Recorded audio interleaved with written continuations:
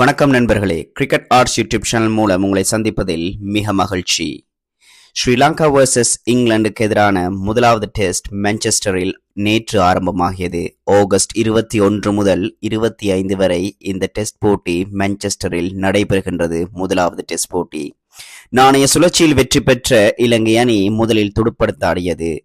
இலங்கை அணி ஃபர்ஸ்ட் இன்னிங்ஸில் டே 1-இல் வெறும் 74 ஓவரில் அனைத்து விக்கெட்டுகளையும் இழந்து 236 ஓட்டங்களை பெற்றுக்கொண்டது. ஓப்பனிங்காக வந்த நிஷான் மதுஸ்கர், திமுத் கருணாரத்ன பிரகாசிக்கவில்லை.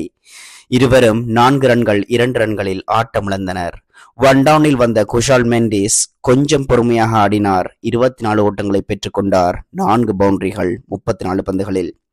அஞ்சலோ மேத்யூஸ் அன்லக்கி 5 பந்துகளில் 0 ஓட்டங்கள். தினேஷ் சந்திமால் 17 ஓட்டங்கள். இவர்களை தவிர புதிதாக இந்த போட்டியில் டே 1 டெஸ்டில் மான்செஸ்டரில் அறிமுகமாகிய மிலன் ரத்நாயக்க அவரை பாராட்டியாக வேண்டும்.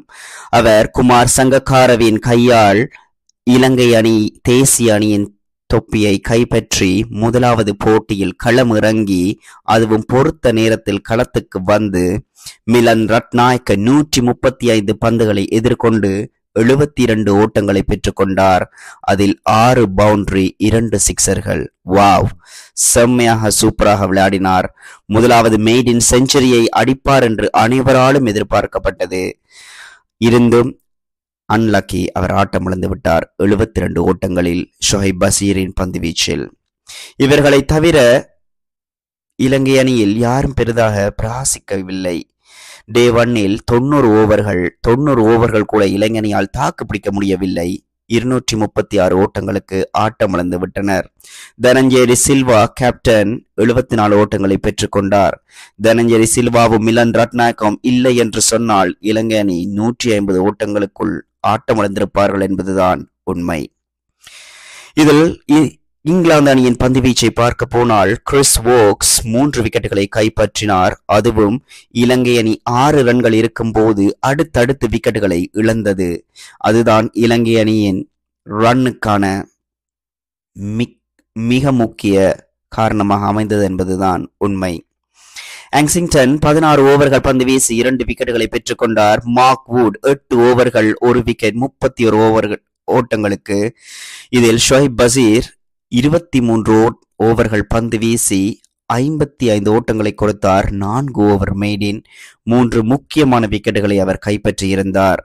இதில் ஜோ ரூட்டை பாராட்டியாக வேண்டும். ஓட்டங்களை கட்டுப்படுத்தி இருந்தார். 7 ஓவர்கள் பந்து வீசி 2 ஓவர்கள் மெய்டின் 18 ஓட்டங்களை தான் அவர் வெறும் கொடுத்திருந்தார். டே 1-லேயே இங்கிலாந்து அணியும் துடுப்படுத்தாட களத்துக்கு வந்தார்கள். வெறும் 4 ஓவர்கள் தான் அவர்கள் எதிர்கொண்டார்கள். 22 ஓட்டங்களை அவர் பெற்றுக்கொண்டார்கள். இதில் ஓப்பனிங்காக வந்தவர்கள் பென் டக்கெட்டும் டான் லாரன்ஸும். இதில் பென் ஸ்டோக்குக்கு பதிலாக ஓலி போப் தான் இந்த டெஸ்ட் தொடரில் கேப்டனாக தலைமை பொறுப்பை எடுத்துக் கொண்டுள்ளார். இங்கிலாந்து அணியின் பலமானவர் என்று சொன்னால் ஜோ ரூட் தான் இதில் அனைவராலும் பேசப்பட்டு வருகின்றது. ஏன் காரணம், ஜோ ரூட் டெஸ்ட் பேட்ஸ்மேன். இயன் பெல்லுக்கு பிறகு இங்கிலாந்து அணியின் மிக முக்கியமான துடுப்பாட்ட வீரர் டெஸ்டில் என்று சொன்னால் அது ஜோ ரூட் தான். பொறுத்திருந்து பார்ப்போம் என்ன செய்ய போகிறார்கள் இலங்கை அணி மான்செஸ்டரில் முதலாவது டெஸ்ட் தொடரில். செகண்ட் இன்னிங்ஸில் என்ன செய்வார்கள், ஃபர்ஸ்ட் இன்னிங்ஸில் இங்கிலாந்து அணியை அவர்கள் எவ்வாறு கையாள போகிறார்கள். இன்று டே 2 ஆரம்பமாகின்றது. இதில் முக்கியமாக நான் ஒரு சிறிய தொகுப்பை உங்களுக்கு வழங்க காத்திருக்கின்றேன். குஷால் மெண்டிஸை பற்றி. குஷால் மெண்டிஸ் 63 டெஸ்ட் மேட்சில் இதுவரை ஆடியுள்ளார். 118 இன்னிங்ஸில் ஆடியுள்ளார்.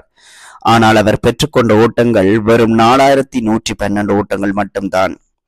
இதில் ஓடிஐயில் 133 ஓடிஐ அவர் ஆடியுள்ளார். யாராலும் நம்ப முடியுமா? குஷால் மெண்டிஸ் இப்பொழுதுதான் அறிமுகமானது போல் இருக்கின்றது. அவர் 133 ஓடிஐ ஆடியுள்ளார். இலங்கை அணிக்கு 130 இன்னிங்ஸில் அவர் வெறும் 3962 ஓட்டங்கள் தான் பெற்றுள்ளார். இந்த 133 ஓடிஐயில் குஷால் மெண்டிஸ், நீங்கள் சற்று இன்னும் பொறுப்பாக ஆட வேண்டிய கட்டாயத்துக்கு தள்ளப்பட்டுள்ளீர்கள். காரணம், மிலன் ரத்நாயக்க எனும் புதிய வீரன் அறிமுகமாகிய முதல் போட்டியில் குமார் சங்கக்காரவின் தலைமையில் அறிமுகமாகிய முதல் போட்டியில் அவர் 72 ஓட்டங்களை பெற்றுக் கொண்டுள்ளார்.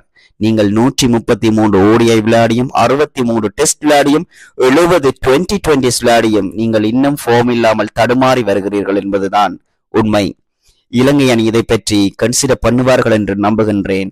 அவருக்கு கொடுக்கப்பட்ட கேப்டனில் இருந்தும் அவர் பறிக்கப்பட்ட அசலங்கைக்கு வழங்கப்பட்டுள்ளது. பொறுத்திருந்து பார்ப்போம். இலங்கை அணியில் இவர் நீண்ட காலம் பயணிப்பாரா, குஷல் மெண்டிஸ், அல்லது பெஞ்சில் இருந்து விளையாடுவாரா என்று பொறுத்திருந்து பார்ப்போம்.